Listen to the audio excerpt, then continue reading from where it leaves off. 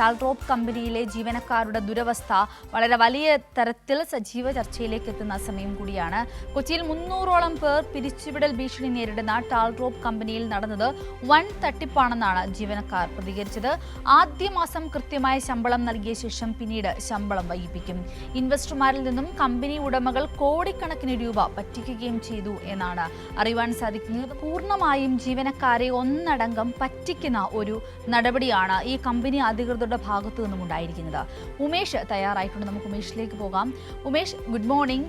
ഈ പറയുന്ന ടാൽറോപ്പ് കമ്പനിയിലെ ജീവനക്കാർ ഇന്നലെ മാധ്യമങ്ങളോട് പങ്കുവച്ച കാര്യങ്ങൾ സത്യത്തിൽ വളരെയധികം ദുഃഖകരമായ സത്യങ്ങളാണ്. കാരണം അവർ പറയുന്നത് ആദ്യ മാസം മാത്രം കൃത്യമായി ശമ്പളം നൽകുകയും പിന്നീട് ഒരു കൃത്യമായ ഉത്തരം പോലും നൽകാതിരിക്കുകയും ഈ നാളെ എന്ന് പറയുന്നത് പോലെ ഓരോ മാസവും അടുത്ത മാസം ഉണ്ടാകും, അടുത്ത ഒക്ടോബറിൽ ഉണ്ടാകും എന്ന് പറഞ്ഞ് പരിപൂർണമായും അവരെ പറ്റിക്കുന്ന ഒരവസ്ഥയാണ് ഈ കമ്പനി അധികൃതർ സ്വീകരിച്ചിരിക്കുന്നത്. അപ്പോൾ ഇങ്ങനെയുള്ളപ്പോൾ ഇവർക്ക് കിട്ടുന്ന ഒരു നിയമ സാധ്യത എത്രത്തോളമാണ്? സർക്കാരിൻ്റെ ഒരു പ്രതികരണം ഈ വിഷയത്തിൽ എന്താണ് അവരുടെ അടുത്ത ഒരു ഘട്ടമെന്ന് അവർ കരുതുന്നത്? വിശദാംശങ്ങൾ.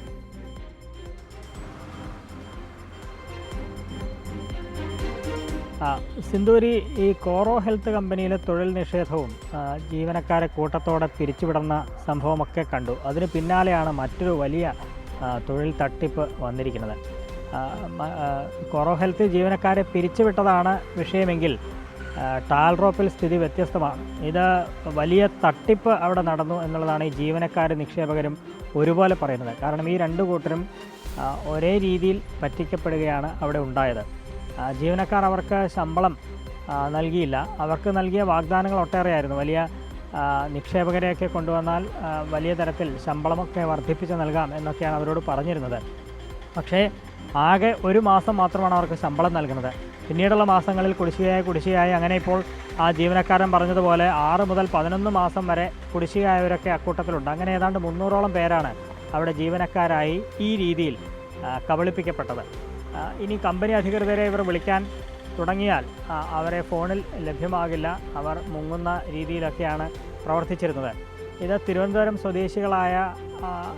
സ്വദേശികളുടെ ഉടമസ്ഥതയിലുള്ളൊരു സ്ഥാപനം കൂടിയാണ് ഈ ടാർലോപ്പ് എന്ന് പറയുന്ന കമ്പനി.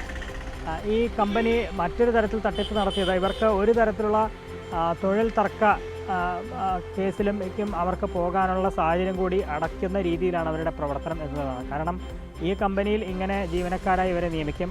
അതിനുശേഷം ഉപകമ്പനികളുണ്ടാക്കി, പലതും കടലാസ് കമ്പനികളൊക്കെ ആയിരിക്കും, അവിടുത്തെ ജീവനക്കാരായി ഇവരെ മാറ്റുകയാണ്. അപ്പോൾ എപ്പോഴും ഇവർ പുതിയ ജീവനക്കാരായി മാറിക്കൊണ്ടിരിക്കുന്നു. അങ്ങനെ വരുമ്പോൾ ഒരിടത്തും സ്ഥിരം ജീവനക്കാരാക്കി മാറ്റാതെയാണ് ആ തരത്തിലാണ് അവർ തട്ടിപ്പ് നടത്തിയത് എന്നുള്ളതാണ്. ഇനി നിക്ഷേപകരുടെ കാര്യമെടുത്താൽ അവർ ഇതിലും വലിയ തട്ടിപ്പിന് ഇരയായവരാണ്. അവർക്ക് വാഗ്ദാനം നൽകിയത് ഒരുപക്ഷെ നിക്ഷേപകരിൽ നിന്ന് പണമായോ അതല്ലെങ്കിൽ സ്ഥലമായോ കെട്ടിടമായോ ഒക്കെ ആയിരിക്കും ഇവർ നിക്ഷേപം സ്വീകരിക്കുക. അങ്ങനെ സ്വീകരിച്ച് കഴിഞ്ഞാൽ പിന്നീട് ഇവർക്ക് ലാഭവിഹിതം നൽകാം എന്നാണ് ഇവർ പറഞ്ഞിരുന്നത്. അല്ലെങ്കിൽ വാടക ഇനത്തിലും എല്ലാ മാസവും കൃത്യമായ തുക നൽകാം എന്നൊക്കെ ഇവരെ പറഞ്ഞു പറ്റിക്കും. അങ്ങനെ 50 ലക്ഷം മുതൽ 10 കോടി രൂപ വരെ ഈ കമ്പനിയിൽ നിക്ഷേപിച്ചവർ ഒട്ടേറെയുണ്ട്. ഇവരുടെ പ്രാഥമികമായ പരിശോധനയിൽ ഈ ജീവനക്കാർ പറയുന്നത്, അല്ലെങ്കിൽ നിക്ഷേപകർ പറയുന്നത്, കഴിഞ്ഞ 10 വർഷത്തിനിടെ 1000 കോടിയോളം രൂപയുടെ നിക്ഷേപ തട്ടിപ്പാണ് ഇവർ നടത്തിയതെന്നുള്ളതാണ്. വലിയ തരത്തിലുള്ള കള്ളപ്പണ ഇടപാട് നടന്നിട്ടുണ്ട് എന്ന് പറയുന്നു.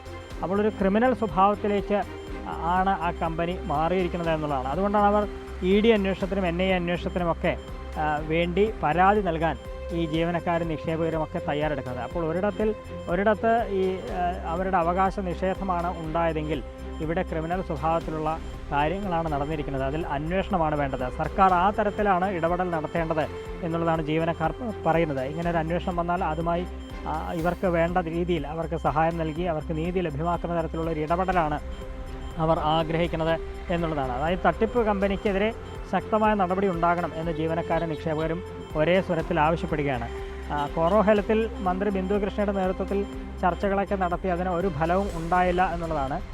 പക്ഷേ ഇവിടെ ഈ ടാർലോപ്പിൻ്റെ കാര്യത്തിൽ ഒരു തരത്തിലുള്ള ഇടപെടലും സർക്കാരിൻ്റെ ഭാഗത്തു നിന്ന് ഇതുവരെ ഉണ്ടായിട്ടില്ല എന്നതാണ്. ജീവനക്കാർ തന്നെ സ്വയം ഇങ്ങനെ പരാതിയായി നൽകുമ്പോൾ അത് ഏത് തരത്തിലുള്ള ഇടപെടലാണ് സർക്കാരിൽ നിന്നുണ്ടാവുക എന്നുള്ളത് തന്നെയാണ് ഏറ്റവും പ്രധാനം. സിന്ധു. ഉമേഷ്, ഇവിടെ നമുക്ക് മനസ്സിലാവാത്ത ഒരു കാര്യം, സർക്കാരിൻ്റെ ഇടപെടൽ അല്ലെങ്കിൽ ഇവർ മാധ്യമപ്രവർത്തകരോട് പങ്കുവച്ചപ്പോൾ പറഞ്ഞൊരു കാര്യം, ലേബർ കോഡിൽ നിന്ന് ആ നിയമം അനുസരിച്ച് ലേബർ വകുപ്പിൽ നിന്ന് ഒരു വലിയ സഹായം ഇവർക്ക് കിട്ടുന്നില്ല, അല്ലെങ്കിൽ ഒരു നിർദ്ദേശം ലഭിക്കുന്നില്ല. അങ്ങനെ ഒരു പരാതി കൂടി ഇന്നലെ അവർ മാധ്യമങ്ങളെ കണ്ടപ്പോൾ പങ്കുവച്ചില്ലേ? അതെന്തുകൊണ്ടായിരിക്കും?